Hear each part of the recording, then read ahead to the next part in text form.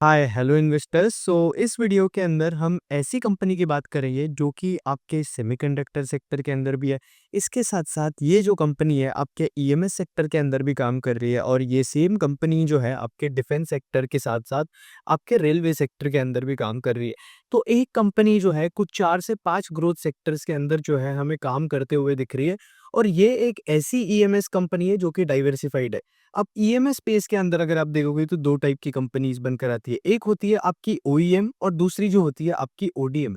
जब हम OEM companies की बात करें तो वो जो है आपकी ओरिजिनल इक्विपमेंट मैन्युफैक्चरर्स बनकर आते हैं और हम ओडीएम कंपनीज़ की बात करें तो वो जो है आपके ओरिजिनल डिज़ाइन मैन्युफैक्चरर्स होते हैं। तो डिज़ाइन ओईएम और ओडीएम का आपको एग्ज़ाम्पल दूँ तो ईएमएस स्पेस के अंदर एक कंपनी है पीजी इलेक्ट्रोप्लास्ट जो कि ओईएम सर्विसेज़ प्रोवाइड करती है। और ओडीएम सर्विसेज की बात करें तो आपकी इपैक्ट ड्यूरेबल जैसी कंपनी जो है वो ओडीएम सर्विसेज प्रोवाइड करती है आपकी आरएसी कंपनीज को। तो उसी तरीके से अगर हम केन्स टेक्नोलॉजीज की बात करें तो ये जो है एक ईएचडीएम कंपनी है। ये ओईएम भी है और इसके साथ साथ ओडीएम भी है। तो वैल्यू चेन के अंदर जो है ये कंपनी बहुत सही से इंटीग्रेटेड है। इसलिए अगर आप कंपनी के मार्जिन देखोगे ना तो इनके एबिटा मार्जिन 2020 के अंदर जो है 12% के आसपास हुआ करते हैं। फास्ट फॉरवर्ड टू 2025 इनके एबिटा मार्जिन जो है 15% के आसपास है। ऑल ओवर पूरे ईएमएस स्पेस के अंदर अगर आप देखोगे तो पीजी इलेक्ट्रोप्लास्ट या फिर आपकी इपैक्ट ड्यूरेबल जैसी कंपनीज देखोगे तो इन कंपनीज के एबिटा मार्जिन जो है इतने अच्छे नहीं होते। तो अगर हम पीजी इलेक्ट्रोप्लास्ट के मार्जिन देखें एबिटा मार्जिन तो ये लोग जो है सिर्फ 10% के आसपास का एबिटा बना रहे। रीज़न ये बनकर आता है इनके एबिटा मार्जिन्स इतने कम है क्योंकि इनका जो मैक्सिमम रेवेन्यू आता है वो आपके कंज्यूमर ड्यूरेबल वाले रेवेन्यू वाले सेगमेंट से आता है। तो कंज्यूमर ड्यूरेबल के अंदर भी ये लोग आरएसी के अंदर है। अगर आप इन कंपनीज के मार्जिन्स देखोगे तो आरएसी के अंदर इनके मार्जिन जो है जो कि कंपैरेटिवली थोड़े लोअर साइड पे होते हैं। उसी तरीके से ईएमएस स्पेस के अंदर अगर मैं डिक्सॉन की बात करूँ तो डिक्सॉन के मार्जिन जो है 4% के आसपास बनकर आते हैं क्योंकि यार ये लोग जो है आपके मोबाइल असेंबलिंग के अंदर काम करते हैं। तो यहाँ पे जो है ये थोड़ा वॉल्यूम गेम है ज़्यादा एज़ कम्पेयर टू आपका वैल्यू वाला गेम। तो पूरे ईएमएस स्पेस के अंदर आपके जो केन्स टेक्नोलॉजीज़ के मार्जिन्स है ना वो सबसे इंटरेस्टिंग बनकर आता है। अब इसके साथ-साथ इस कंपनी के अंदर टेलविंड ये है कि यार इस कंपनी ने क्या कर रखा है अपने आप को डाइवर्सिफाइड कर रखा है। ये सारे आपके high growth, high margin sector के अंदर काम करती है। इसलिए अगर आप केन्स के एबिटा मार्जिन देखोगे तो 15% के आसपास बनकर आते हैं।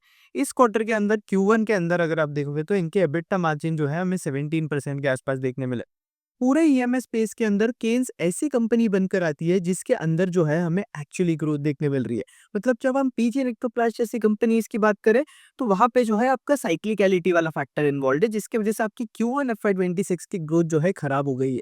यही जो है हमें ईपैक के अंदर देखने मिल रहा है। अब साइक्लिकलिटी सीजनैलिटी वगैरह इन साइकिल्स को जो है किस तरीके से खेलना चाहिए, मैं किस तरीके से प्ले आउट करता हूँ, ये सारी चीजें जो है मैं मास्टर क्लास के अंदर सिखा चुका हूँ। तो अगर आपने अभी तक एनरोल नहीं किया हुआ है तो लिंक नीचे डिस्क्रिप्शन में है, आप जल्द से जल्द एनरोल कर सकते हो। फिर केस टेक्नोलॉजीज़ की जब मैं आगे बात करूँ तो यहाँ पे अगर हम कंपनी की ऑर्डर बुक की बात करें, तो इनकी ऑर्डर बुक जो है आपकी 7,400 करोड़ के आसपास बनकर आती है।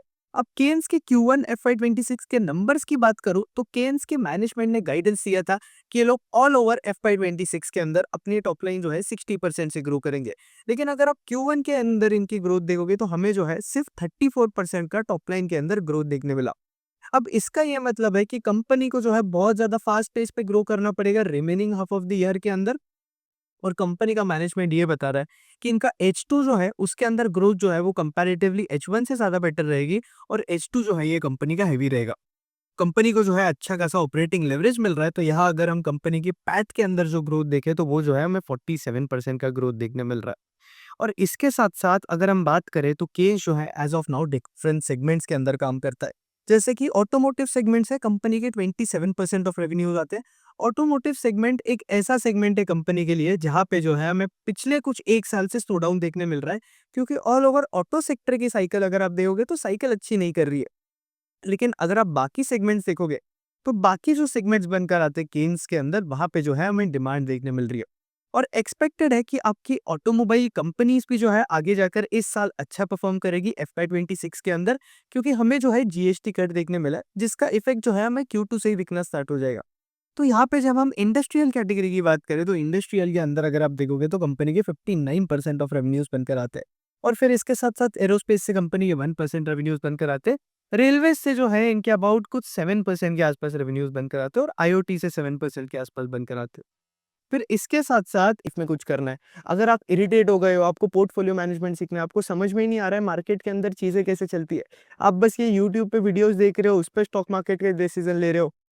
कुछ टेलीग्राम ग्रुप पे आप एडेड हो या फिर कोई दोस्त आपको टिप्स दे रहे हैं, तो आप उस पे डिसीजन ले रहे हो या फिर आप ढंग से जो है मार्केट के अंदर रिसर्च नहीं कर पा रहे हो, तो आपके लिए जो है zero to hero equity research वाली जो क्लास है ये मस्ट नीडेड है। और ये 20 आवर्स का कंटेंट जो है आपको देखना है। इस क्लास के अंदर आपके 20 आवर्स के रिकॉर्डेड लेक्चर्स है, ये आपको देखना है। इसके साथ-साथ इसमें टोटल 11 सेशंस है। इसमें आपको पीपीटी भी मिलेगी जो मैं यूज़ कर रहा हूँ। इसके साथ-साथ डिफरेंट सेक्टर के लिए डिफरेंट चेकलिस्ट होती है, जो कि हमें फॉलो करनी चाहिए। हर एक सेक्टर की अलग मेंटल मॉडल होता है। जैसे कि हॉस्पिटल्स के लिए हमें कुछ और देखना चाहिए। आप ऑटोमोबाइल कंपनीज़ के लिए देखोगे तो हमें कुछ और ट्रैक करना चाहिए। फिर उसके बाद आप कैपिटल मार्केट वाली कंपनीज़ देखोगे या कैपिटल गुड्स वाली कंपनीज़ देखोगे, लैब ग्रोन डायमंड कंपनीज़ देखोगे, गोल्ड कंपनीज़ देखोगे। तो हर एक सेक्टर के अंदर जो है हमें अलग-अलग चेकलिस्ट फॉलो करनी पड़ती है, अलग-अलग चीज़ें ट्रैक करनी पड़ती है कंपनीज़ के अंदर। तो इस मास्टर क्लास के अंदर आप सीखोगे कि कौन से सेक्टर के अंदर हमें क्या देखना है। आप आराम से एक बार आपने 20 आवर्स का कंटेंट देख लिया, आपको कंपनीज़ ट्रैक करनी स्टार्ट करनी है और फिर आप जो है कोई भी कंपनी को ट्रैक कर सकते हो, नॉट किडिंग। इसके साथ-साथ जो है मैं आपको इस मास्टर क्लास के अंदर सिखाऊँगा कि आप किस तरीके से एआई को अपने रिसर्च के अंदर यूज़ कर सकते हो, लेवरेज कर सकते हो। यहाँ पे मैंने जो है आपको वैल्यूएशंस के बारे में भी सिखाया हुआ है कि आप किस तरीके से कोई भी स्टॉक को जो है वैल्यू कर सकते हो मार्केट के अंदर विदिन मिनट्स। वो सीएफए वाले लोग होते हैं ना, वो कॉम्प्लेक्स मॉडल सिखाते हैं आपको, डीसीएफ मॉडल, ये मॉडल, वो मॉडल। आपको कोई ज़रूरत नहीं है, क्योंकि रियल लाइफ के अंदर अगर हम स्टॉक मार्केट के अंदर होते हैं तो ये सारी चीज़ें जो है एप्लीकेबल नहीं होती है, फाइनेंस वाली चीज़ें। तो आप भले ही एमबीए फाइनेंस हो या फिर आपका स्टॉक मार्केट के अंदर कोई बैकग्राउंड नहीं है, आपको जो है ये मास्टर क्लास के अंदर एनरोल कर लेना चाहिए अगर आपको जेन्युइनली स्टॉक मार्केट के बारे में जो है सीखना है। यहाँ पे मैं आपको ये भी सिखाऊंगा कि आप पोर्टफोलियो मैनेजमेंट किस तरीके से कर सकते हो, जहाँ मैं अपना पोर्टफोलियो रिवील करूंगा आप लोगों को, और अपने पोर्टफोलियो के स्टॉक से जो है मैंने आपको सारी चीज़ें सिखाई है। इसके साथ-साथ यहाँ डेली मुझे मेल्स आते रहते हैं, डेली मुझे डीएम्स आते हैं, व्हाट्सएप पे आता है, एक्स पे आता है, जीमेल पे मेल्स आते होते हैं। लोग जो है डेली मुझे बता रहे होते हैं कि भाई मास्टर क्लास के बाद जो है हमें कंटेंट बहुत अच्छा लगा, एकदम सुपर्ब कंटेंट है, क्योंकि लोग आपको स्टॉक मार्केट कोर्सेज़ के नाम पे कचरा बेच रहे हैं, आपको बेसिक चीज़ें सिखा रहे हैं। और इस मास्टर क्लास के अंदर आप एकदम एडवांस चीज़ें सीखोगे और वो चीज़ें सीखोगे जो कि आपको मार्केट के अंदर एक्चुअली रेलेवेंट है। और इसके साथ-साथ लोग मुझे बताते हैं कि यार भाई हमने मास्टर क्लास देखने के बाद हमारा पूरा पोर्टफोलियो रीबैलेंस कर लिया। इसके साथ-साथ लोग मुझे ये भी बता रहे हैं कि हमने कंपनीज़ को ट्रैक करना स्टार्ट कर दिया है। कुछ लोगों ने तो कंटेंट क्रिएट करना स्टार्ट कर दिया है, तो वो लोग भी जो है कॉन्स्टेंटली टच के अंदर है। और एक और चीज़, मास्टर क्लास देखने के बाद अगर आपको कभी भी डाउट आता है, कोई भी स्टॉक रिलेटेड या कोई भी चीज़ रिलेटेड, तो आप जो है मुझसे वन ऑन वन भी कनेक्ट कर सकते हो, या तो मेरे एक्स के, ट्विटर के डीएम्स के अंदर, या फिर आप मुझे मेल कर सकते हो, या मेल और डीएम्स पे कनेक्ट करोगे तो मेरे लिए ज़्यादा बेटर होगा। तो मास्टर क्लास के लिए एनरोल कर लेना, लिंक नीचे जो है डिस्क्रिप्शन के अंदर दिया हुआ है। इनके मैक्सिमम रेवेन्यूज अगर आप देखोगे तो ओईएम से आते हैं, जो कि पीसीबीए कैटेगरी के अंदर है। अगर आप देखोगे तो ये लोग जो है टर्नकी प्रोजेक्ट्स करते हैं। टर्नकी प्रोजेक्ट्स क्या होता है कि अपने क्लाइंट के लिए जो है प्रोजेक्ट बना देते हैं। इनके क्लाइंट को कुछ हरी बरी कुछ नहीं करना होता है, वो बस जाएगा अपने प्रोजेक्ट को जो है स्टार्ट करेगा, उससे बस वो डायरेक्टली वो उस प्रोजेक्ट को जो है यूज करना स्टार्ट कर सकता है। तो इसे जो है हम टर्नकी प्रोजेक्ट्स बोलते हैं। अब टर्नकी के अंदर भी इनकी 2 कैटेगरी है। एक इनका बॉक्स बिल्ड वाला कैटेगरी है, जहाँ से कंपनी के अबाउट 19% ऑफ रेवेन्यूज़ हमें देखने मिलते हैं, और दूसरा जो है वो है पीसीबीए वाला कैटेगरी। तो यहाँ पे अगर आप केन्स के देखोगे तो बॉक्स बिल्ड के अंदर कंपनी के जो मार्जिन्स है ना वो कंपैरेटिवली बेटर है। एक और कंपनी है जो कि आपके बॉक्स बिल्ड के अंदर काम करती है ईएमएस स्पेस के अंदर, जिसका नाम है एम्ट्रॉन इलेक्ट्रॉनिक्स। तो इसलिए इनके भी मार्जिन्स अगर आप देखोगे तो इनके भी मार्जिन जो है वो बहुत ज़्यादा हेल्दी है। अब इसके बाद अगर हम केन्स की थोड़ी आगे बात करें तो यहाँ पे आप देखोगे तो इनके अबाउट 36% ऑफ रेवेन्यू जो है ओडीएम वाले कैटेगरी से के अंदर से आते हैं। तो केन्स की अगर मैं बात करूँ तो कंपनी जो है फुल्ली इंटीग्रेटेड है आपके वैल्यू चेन के अंदर। मतलब ये लोग डिजाइन सर्विसेज भी प्रोवाइड करते हैं इनके क्लाइंट को, जैसे कि प्रोडक्ट डेवलपमेंट हो गया, डीएफएम डीएफए एनालिसिस हो गया, प्रोडक्ट की प्रोटोटाइप वगैरह बना कर देते हैं। इसके साथ साथ ये लोग जो है प्रोडक्ट को टेस्टिंग वगैरह भी करते हैं। ये लोग उसके बाद इंडस्ट्रियलाइजेशन सर्विसेज प्रोवाइड करते हैं, जैसे कि सप्लाई चेन डिजाइन हो गया या फिर आपका वैल्यू स्ट्रीम मैपिंग हो गया। उसके बाद ये लोग क्वालिटी एश्योरेंस वगैरह जो है ये सारी सर्विसेज इनके क्लाइंट को प्रोवाइड करते हैं। मैन्युफैक्चरिंग सर्विसेज की बात करूँ तो ये लोग जो है आपके प्रोटोटाइप मैन्युफैक्चरिंग करते हैं, ओईएम्स के लिए ये लोग मैन्युफैक्चरिंग कर रहे हैं। इसके साथ-साथ टर्नकी के अंदर इलेक्ट्रॉनिक मैन्युफैक्चरिंग कर रहे हैं ये लोग, बॉक्स बिल्डिंग के अंदर है और पीसीबीए के अंदर है। अब इसके साथ-साथ कंपनी को अच्छे खासे रेवेन्यूज़ जो है मेंटेनेंस वाले कैटेगरी से भी आ रहे हैं, जहाँ पे ये लोग आपकी रिपेयर सर्विसेज, रिफर्बिशमेंट वाली सर्विसेज, वैल्यू इंजीनियरिंग और डिस्ट्रीब्यूशन जैसी सर्विसेज जो है ये लोग प्रोवाइड करते हैं। तो यहाँ पे आप देखोगे तो किसी भी कंपनी के अंदर आप अगर ईपीसी कंपनीज को भी देखोगे तो उनके जो ओ एंड एम के अंदर मार्जिन बनकर आते हैं ना वो बेटर मार्जिन बनकर आते हैं। और O&M आप कोई भी सेक्टर की कंपनी को देखो, तो यहाँ से जो है आपको रिकरिंग रेवेन्यूज़ देखने मिलता है। तो जीनस पावर जैसी कंपनी है जो कि स्मार्ट मीटर के अंदर है, तो वो भी जो है इनके O&M रेवेन्यूज़ पे जो है फ़ोकस कर रहे हैं, जहाँ से कंपनी को जो है रिकरिंग रेवेन्यूज़ देखने मिलेंगे। स्मार्ट मीटर के अंदर भी जो है हमें रिवाइवल देखने मिल रहा है सेक्टर के अंदर। तो स्मार्ट मीटर वाला सेक्टर जो है मैंने ऑलरेडी एक सेपरेट वीडियो कवर करा हुआ है यूट्यूब पे भी और एक्स पे भी। तो अगर आप मुझे अब तक एक्स पे फॉलो नहीं करते हो बॉस, तो जल्द से जल्द जाओ, मुझे एक्स पे जो है आप फॉलो कर सकते हो। बाकी कौन से 20 प्लस मेगा ट्रेंड जो है जो कि आगे जाकर प्ले आउट हो सकते हैं और उन 20 मेगा ट्रेंड्स के अंदर कौन से स्टॉक्स जो है हमें आगे जाकर प्ले आउट होते हुए देखने मिल सकते हैं इन मेगा ट्रेंड्स के अंदर, वो सारी चीज़ें जो है मैंने मास्टर क्लास के अंदर डिस्कस करी हुई है। अब इसके साथ-साथ मास्टर क्लास के अंदर मैंने आपसे ये भी डिस्कस करा हुआ है कि किस तरीके से आप खुद कॉन-कॉल को डिकोड कर जो है इन मेगा ट्रेंड को आइडेंटिफाई कर सकते हो। तो यहाँ पे अगर हम केन्स टेक्नोलॉजीज़ की आगे बात करें, तो यहाँ पे जो है ये लोग आपके आईओटी सर्विसेज़ के अंदर ज़्यादा है।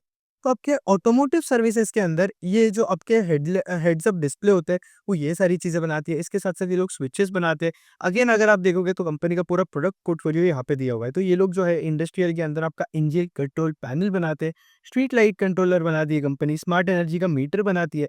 अब कंपनी अगर आप देखोगे तो स्मार्ट मीटर वाले कैटेगरी के अंदर हमें केन्स के अंदर ग्रोथ नहीं देखने मिल रही थी, लेकिन पिछले साल के Q4 FY25 से जो है अगर आप जीनस जैसी कंपनीज ट्रैक करते हो तो हमें जो है स्मार्ट मीटर वाले कैटेगरी के अंदर ग्रोथ दिखनी स्टार्ट हो गई है। तो अगर आप केन्स को देखोगे तो केन्स के अंदर भी जो है मैनेजमेंट ये बता रहा है कि स्मार्ट मीटर कैटेगरी के अंदर जो है ग्रोथ देखने मिल रही है। रेलवेज के अंदर ये लोग जो है आपके कवच वाले कैटेगरी के अंदर भी काम कर रहे हैं। कवच वाले सेगमेंट के अंदर जो है ऑर्डर्स अच्छे खासे देखने मिल रहे हैं सारी कंपनीज को। तो एचपीएल इंजीनियरिंग आप देख सकते हो आपके रेलवेज के अंदर, कवच के अंदर। और एक और कंपनी है जिसका नाम है कर्निक्स माइक्रो सिस्टम, तो वो भी आप ट्रैक कर सकते हो। कवच के अंदर ऑर्डर अच्छे खासे आ रहे हैं, लेकिन कंपनी के जो रेलवेज वाला रेवेन्यू है वहां पे हमें अभी भी जो है थोड़ा बहुत स्लो डाउन देखने मिल रहा है। अब इसके साथ साथ अगर हम बात करें तो आईओटी के अंदर ये लोग बारकोड स्कैनर बनाते हैं, पीएलसी एंड आपका एसेट कंडीशन मॉनिटरिंग गेटवे बनाते हैं। तो यह सारे प्रोडक्ट जो है कंपनी बनाती है। अब इसके साथ-साथ कंपनी की जो है टोटल 24 एसएमटी लाइन्स है। यहाँ पे 70 जो है कि टीएचडी लाइन्स है, 26 केबल हार्नेस लाइन्स है। तो ये जो है कंपनी की मैन्युफैक्चरिंग फैसिलिटी बनकर आती है। इनके जो है खुद की मैन्युफैक्चरिंग फैसिलिटी है, सर्विस सेंटर भी है और डिज़ाइन फैसिलिटी भी है, क्योंकि मैंने बोला कि वैल्यू चेन के अंदर आपका केन जो है फुल्ली इंटीग्रेटेड है। तो अब अगर हम इनके क्लाइंट्स की बात करें तो इनके क्लाइंट्स जो है अच्छे खासे हैं और बहुत बड़े क्लाइंट्स हैं। इसके साथ-साथ कंपनी ने अभी कनाडा की एक कंपनी को एक्वायर करा हुआ है जिसका नाम है ऑगस्ट इलेक्ट्रॉनिक्स, जिसके वजह से भी जो है हमें केन्स के अंदर अच्छी खासी ग्रोथ आते हुए देखने मिल सकती है। अब सेमीकंडक्टर वाले स्पेस की बात करूँ तो सेमीकंडक्टर के अंदर हमें जो है बहुत ज़्यादा टेलविंड्स दिखने मिल रही है। अगर आपको पता होगा कि गवर्नमेंट जो है आपके सेमीकंडक्टर्स को बहुत ज़्यादा प्रेफ़र कर रही है। अगर आपको सेमीकंडक्टर इंडस्ट्री को रीड करना है तो मैंने एक्स पे एक बहुत डिटेल वीडियो बनाकर रखा है आपकी सेमीकंडक्टर इंडस्ट्री के ऊपर, जहाँ पे हमने पूरी वैल्यू चेन को कवर करा हुआ है आपकी सेमीकंडक्टर्स की। ये डिटेल वीडियो है 45 मिनट्स का, जहाँ आप जो है पूरा सेमीकंडक्टर का सेक्टर सीख सकते हो। पूरी वैल्यू चेन जैसे कि डिज़ाइन के अंदर कौन सा प्लेयर्स बनकर आते हैं, ईडीए के अंदर कौन से प्लेयर्स बनकर आते हैं, आपके फैब के अंदर कौन से प्लेयर्स बनकर आते हैं। तो इंडियन प्लेयर्स और इंटरनेशनल प्लेयर्स, वैल्यू चेन के अंदर जो भी प्लेयर्स हैं, हमने जो है इस वीडियो के अंदर सारे डिस्कस करे हुए हैं। अब इसके बाद अगर मैं बात करूँ, तो अगर आपको सेमीकंडक्टर वाला सेक्टर समझना है, तो ये वाला वीडियो जो है आपके लिए मस्ट वॉच है, तो आप एक्स पर जाकर चेकआउट कर सकते हो। अब इसके बाद सेमीकंडक्टर के अंदर कंपनी की जो है उसैट फैसिलिटी आ रही है। अब उसैट फैसिलिटी के अंदर ये लोग क्या करते हैं, ये लोग जो है आपके सेमीकंडक्टर के जो कंपोनेंट्स होते हैं उनका असेंबलिंग करते हैं और उसे जो है ये लोग टेस्टिंग करते हैं कि भाई सारी चीज़ें जो है ठीक से चल रही है क्या? और फिर इनके जो क्लाइंट बनकर आते हैं उन्हें जो है वो सप्लाई करते हैं। तो कंपनी का बहुत बड़ा कैपेक्स जो है हमें सनंत के अंदर आते हुए देखने मिलेगा। तो सनंत की जो इनकी फैसिलिटी है, एक्सपेक्टेड है कि 2025 के दिसंबर में जो है ये फैसिलिटी हमें स्टार्ट होते हुए देखने मिलेगी। और वहाँ से रेवेन्यू जो है हमें 26 के एंड में और 27 में ये वाले फैसिलिटी से जो है अच्छे खासे रेवेन्यूज देखने मिलेंगे। फिर इसके बाद बात करें तो कंपनी ने जो है 60% के आसपास का टॉप लाइन का गाइडेंस देकर रखा है। तो यहाँ से आप देखोगे तो एज ऑफ नाउ केन्स का जो टॉप लाइन बनकर आता है वो जो है 2700 के आसपास बनकर आता है। तो यहाँ से अगर आप 60% की ग्रोथ कंसिडर करो तो केन्स जो है आराम से 4500 करोड़ के आसपास का जो है टॉप लाइन कर सकता है। तो यहाँ पे मैनेजमेंट ये बता रहा है कि इसमें से 4500 में से 4250 जो है वो कंपनी के कोर बिजनेस से आएगा। 100 करोड़ जो है आपके ओसाइड से आएगा और इसके साथ-साथ इनका जो बचा हुआ 175 करोड़ है, वो जो इन्होंने ऑगस्ट इलेक्ट्रॉनिक्स नाम की कंपनी एक्वायर कर रखी है ना कनाडा के अंदर, वहाँ से जो है कंपनी को रेवेन्यूज़ देखने मिलेंगे। अब इसके साथ-साथ मैनेजमेंट ये बता रहा है, अगर आप केन्स का कॉन कॉल रीड करोगे तो वहाँ पे मैनेजमेंट ने क्लियरली बताया कि हमें जो है इनके मार्जिन्स इंक्रीज़ होते हुए देखने मिलेंगे। अब केन्स अगर आप देखोगे तो ये लोग आपके कोई कंज्यूमर ड्यूरेबल वाले कैटेगरी के अंदर काम नहीं करते, जहाँ थोड़े लोअर मार्जिन्स होते हैं। केन्स जो है आपके हायर मार्जिन कैटेगरी के अंदर काम करता है और सेमीकंडक्टर वाले सेगमेंट के अंदर भी, ओसैट वाले कैटेगरी के अंदर भी कंपनी के जो है अच्छे खासे मार्जिन्स है। ओवरऑल अगर आप देखोगे तो कंपनी जो है सेमीकंडक्टर वाले कैटेगरी के अंदर 340 करोड़ के आसपास का जो है केपेक्स कर रही है, जिसमें से अबाउट 50% जो है आपके एफवाई 27 के अंदर डिप्लॉय होगा। सेमीकंडक्टर वाले कैटेगरी की मैं बात करूँ तो कंपनी के जो है 3 मेन क्लाइंट वेल कराते हैं। एक इनका यूएस के अंदर है, एक इंडिया के अंदर है और जर्मनी के अंदर है। और मैक्सिमम सेमीकंडक्टर जो है कंपनी बनाएगी वो इंडिया के अंदर यूज़ किया जाएगी, क्योंकि बॉस रीज़न ही ये बनकर आता है केन्स का, आपका गवर्नमेंट का इन कंपनीज़ को सेमीकंडक्टर फैसिलिटी के लिए इंसेंटिव्स देने का, कि बॉस देखो आप लोग इंडिया में मैन्युफैक्चरिंग करो और इंडिया को सेमीकंडक्टर सफिशिएंट बनाओ। तो यहाँ पे अगर आप देखोगे तो यही बड़ा रीज़न है, तो इंडिया के अंदर आपके सेमीकंडक्टर ज़्यादा यूज़ किए जाएँगे। इसके साथ-साथ आपके सेमीकंडक्टर्स अगर आप देखोगे तो हर जगह यूज़ होते हैं, तो आपके ईवी के अंदर भी यूज़ होते हैं और इंडिया के अंदर हमें जो है हमारा ईवी का बूम भी देखने मिल रहा है और बाकी डिवाइसेस मैन्युफैक्चरिंग भी जो है इंडिया के अंदर अच्छी खासी हो रही है। फिर इसके साथ-साथ जो बचे हुए सेमीकंडक्टर्स रहेंगे वो सारी चीज़ें जो है ये लोग एक्सपोर्ट करेंगे। बट ओवरऑल मेन फोकस जो है इनका इंडियन पे ही है और आपका एक्सपोर्ट जो है हमें मैक्सिमम नियर टर्म के अंदर देखने मिलेगा, लॉन्ग टर्म इंडिया के लिए ही जो है चीज़ें यूज़ होगी। फिर इसके साथ-साथ इन्हें जो है अच्छे खासे इंसेंटिव्स भी मिल रहे हैं सेमीकंडक्टर प्लांट के लिए गवर्नमेंट की तरफ से। अगेन मार्जिन एक्सपेंशन की बात करें तो कंपनी का मैनेजमेंट ये बता रहा है कि हमें 0.5 से 1% का एबिटा मार्जिन के अंदर जो है इंक्रीज देखने मिलेगा। एक तो इन्होंने सब्सिडियरी एक्वायर करी है ऑगस्ट इलेक्ट्रॉनिक्स, उसके भी जो मार्जिन्स है वो कंपैरेटिवली हायर साइड पे और इसके साथ-साथ ये लोग बहुत ज़्यादा हाई मार्जिन वर्टिकल्स के अंदर काम करते हैं, जैसे कि ऑटोमोटिव, इंडस्ट्रियल, ईवी, जिसकी वजह से इन्हें जो है अच्छे खासे मार्जिन्स देखने मिल सकते हैं। अब कंपनी ने क्या करा हुआ है, इन्होंने जो है एक यूएस कंपनी को अपना स्टेक सेल कर रखा है। तो इस यूएस कंपनी के अंदर अगर आप देखोगे तो रीज़न ये है कि उन्हें जो है उस कंपनी के साथ टेक्नोलॉजिकल पार्टनरशिप करनी थी और वो कंपनी जो है कंपनी के पास टेक्नोलॉजी भी लेकर आती है, कुछ क्लाइंट्स भी लेकर आते हैं और यूएस के जो क्लाइंट्स हैं उन्हें कैटर करने के लिए कंपनी को जो है कंपैरेटिवली ईज़ियर हो जाता है। तो इसलिए कंपनी ने जो है अपना स्टेक सेल कर रखा है। अब इसके साथ-साथ मैनेजमेंट ये बता रहा है कि अगर आप कंपनी के कैश फ्लोज़ देखोगे, तो एफवाई 25 के अंदर आपके कैश फ्लोज़ जो है वो थोड़े नेगेटिव साइड पे चले गए थे। क्योंकि केन्स के जो रिसीवेबल्स है ना वो इंक्रीज़ हो गए थे। तो मैनेजमेंट ये बता रहा है कि इनके जो रिसीवेबल्स है वो नॉर्मलाइज़ हो जाएँगे एंड अगेन केन्स के अंदर जो है हमें कैश फ्लो जो है फिर से पॉजिटिव देखने मिलेंगे और वो भी हाई सब्सटैंशियल मार्जिन से। तो ऐसा नहीं है कि सिर्फ बॉर्डर पे ऑपरेटिंग कैश फ्लो पॉजिटिव होगी कंपनी, कंपनी के कैश फ्लोज़ जो है हमें बेटर भी देखने मिलेंगे। देखो कैश फ्लोज़ हमें उन कंपनीज़ पे फोकस करना चाहिए जो कि कंपनीज़ इतना ज़्यादा ग्रो नहीं कर रही। लेकिन अगर कोई कंपनी है जो कि ग्रो कर रही है तो वहाँ पे कैश फ्लोज़ देखकर इतना सेंस नहीं बनकर आता है जब तक हमें उस कंपनी के अंदर ग्रोथ दिख रही है। तो वही मैं बोलता हूँ ना यार, मार्केट के अंदर आपको जो है चीज़ें प्रैक्टिकली सोचनी पड़ती है। अगर आप मार्केट के अंदर प्रैक्टिकल नहीं रहोगे तो आप जो है मैक्सिमम अपॉर्च्युनिटी जो है वो मिस आउट कर दोगे। तो यहाँ पे आपको ये देखना है। अब मनोरमा इंडस्ट्रीज़ नाम की भी एक कंपनी है, वहाँ पे भी लोग चिल्ला रहे थे कि भाई कैश फ्लोज़ नेगेटिव है। लेकिन अगर आप मनोरमा को देखोगे तो उनका कैपेक्स आ रहा था उन इसलिए उन्होंने इन्वेंटरी एक्यूमुलेट कर रखी थी, तो इसलिए कैश फ्लोज़ नेगेटिव हो गए। तो अब कोई कैश फ्लो नेगेटिव बोलेगा तो वो अच्छी-अच्छी कंपनीज़ को भी जो है मिस आउट कर देगा। अब मैं आपको कोई बाय सेल रिकमेंडेशन नहीं बता रहा हूँ, मैं आपको बता रहा हूँ कि बस मार्केट के अंदर सोचते कैसे।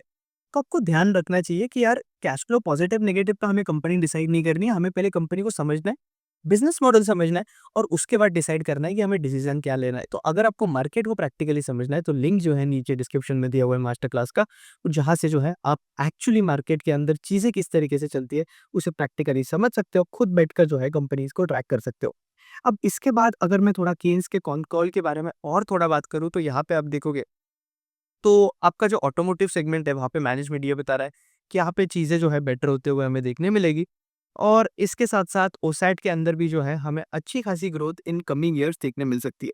कंपनी ने जो है बीच में क्यूआईपी कर फंड्स भी उठाए थे। अब रीज़न ये बनकर आता है कंपनी का क्यूआईपी करने का कि इनको जो है ग्रोथ के लिए फंड्स चाहिए थे, जियोग्राफिकल एक्सपेंशन के लिए इन्हें फंड्स चाहिए थे और इनका जो डिज़ाइन पोर्टफोलियो वो इन्हें एक्सपैंड करना था। अब कोई भी कंपनी अगर ग्रोथ के लिए क्यूआईपी कर रही है तो वो जो है एक कभी भी नेगेटिव साइन नहीं बनकर आता है। आपका क्यूआईपी नेगेटिव साइन, लोग बोलते हैं कि यार क्यूआईपी कोई कंपनी कर रही है इसका ये मतलब है कि कंपनी बेकार है। शेयर होल्डर जो है स्टेक डाइल्यूट कर रहा है, इसका ये मतलब है कि प्रमोटर को अपनी कंपनी पे कॉन्फिडेंस नहीं है और थोड़ा भी प्रमोटर सेलिंग हो जाता है तो लोग एकदम दिमाग में घुस जाते हैं, किसी के भी न्यूज़ वगैरह हर जगह आने लगती है। तो यार प्रमोटर स्टेक सेल करना हर बार बुरी बात नहीं होती है, क्योंकि प्रमोटर ने अपनी लाइफ में बहुत मेहनत करी है उस कंपनी को उस लेवल पे जाने के लिए। तो कुछ स्टेक जो है प्रमोटर सेल कर सकता है। ऐसा ही नहीं है कि आप प्रमोटर को जो है उसके कंपनी के स्टेक के साथ ही मरना है। तो थोड़ा बहुत स्टेक अगर कंपनी सेल कर रही है या फिर क्यूआईपी कर रही है आगे जाके ग्रोथ के लिए, तो ये जो है एक पॉजिटिव बात है, बिल्कुल भी नेगेटिव बात नहीं है। अब इसके साथ-साथ कंपनी के रिसीवेबल्स के अंदर हमें इंक्रीज़ देखने मिला है, क्योंकि ये लोग जो है नए क्लाइंट्स के साथ काम कर रहे हैं। तो जब आप नए क्लाइंट्स के साथ काम करते हो, तब ऑब्वियसली आपको जो है उन्हें थोड़ा क्रेडिट पीरियड भी देना पड़ता है। आप जब शुरू में काम करते हो, अगर आपने जेन्युइनली खुद से बिज़नेस करा होगा रियल लाइफ़ में, तो आपको आइडिया लग गया होगा। अब इसके साथ-साथ तो इसलिए हमें जो है रिसीवेबल थोड़े इंक्रीज़ देखने मिले कंपनी को, जो कि मैनेजमेंट बता रहा है एफवाई 26 के अंदर चीज़ें बेटर हो जाएगी। स्मार्ट मीटर के अंदर एग्जीक्यूशन अच्छा देखने मिल रहा है मैनेजमेंट को, और वो जो है हमें बाकी कंपनीज से भी कंफर्म होता है। देखो, अगर आपको कभी भी मेगा ट्रेंड समझना है ना, तो वहाँ पे आपको उस सेक्टर के अंदर जो सेक्टर लीडर बनकर आता है ना, उसे रीड करना है। तो अगर आपको समझना है कि स्मार्ट मीटर के अंदर कौन अच्छा कर रहा है, तो आप जो है जीनस पावर जैसी कंपनीज को रीड करो।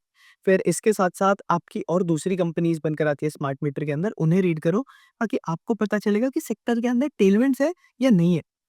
तो यहाँ पे केन्स ये बता रहा है कि स्मार्ट मीटर के अंदर एग्जीक्यूशन बेटर हो रहा है। टेक्नो इलेक्ट्रिक भी, जो कि स्मार्ट मीटर वाले कैटेगरी के अंदर काम करता है, वो लोग भी यही बता रहे हैं कि यार स्मार्ट मीटर के अंदर जो है चीजें बेटर हो रही है। तो क्यों क्यों आप एग्जीक्यूशन अगर आप देखोगे स्मार्ट मीटर का, तो एफ आई 26 के अंदर जो है हमें चीजें यहाँ पे बेटर देखने मिलेगी। फिर इसके साथ साथ ओसैट के पार्टनरशिप की बात करें, तो मैनेजमेंट ये बता रहा है कि इसके वजह से जो है इन्हें अच्छी खासी अपने बिजनेस के अंदर जो है सिनर्जी देखने मिलेगी। और कंपनी का जिस तरीके से हमें ओडीएम का शेयर इंक्रीज होते हुए देखने मिलेगा केन्स का, तो वहाँ पे आप देखोगे तो ओडीएम का शेयर इंक्रीज होगा, तो इनका जो कॉस्ट कंट्रोल बनकर आता है ना, इनके बिलिंग पे वो बेटर बनकर आता है। जिसकी वजह से कहीं न कहीं कंपनी का बैकवर्ड इंटीग्रेशन भी होता है और इनके मार्जिन्स भी जो है वो बेटर होते हैं।